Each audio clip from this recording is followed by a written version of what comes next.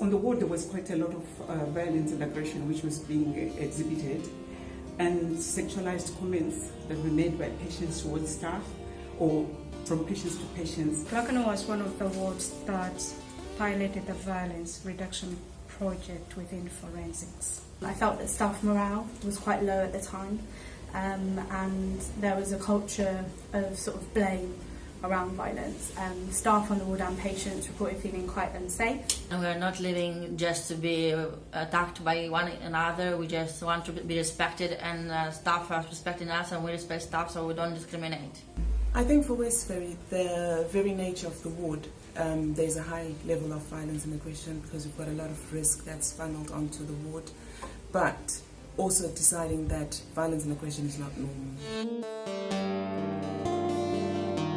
What I'm proud of at the moment as Broadgate is that both service users and staff are talking about the issues of safety on the ward on a daily basis in many forums as well. Me as the URG reps, and we try and keep the ward relaxed as possibly as we can.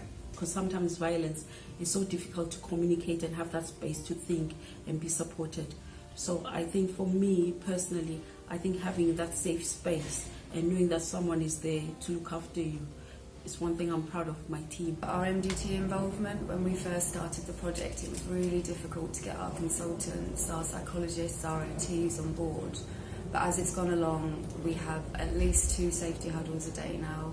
Despite the changes in management and staff over the course of the project, we have maintained consistently some of the process measures, some of the things that we do, the safety crosses, the safety huddle in particular has been the biggest asset.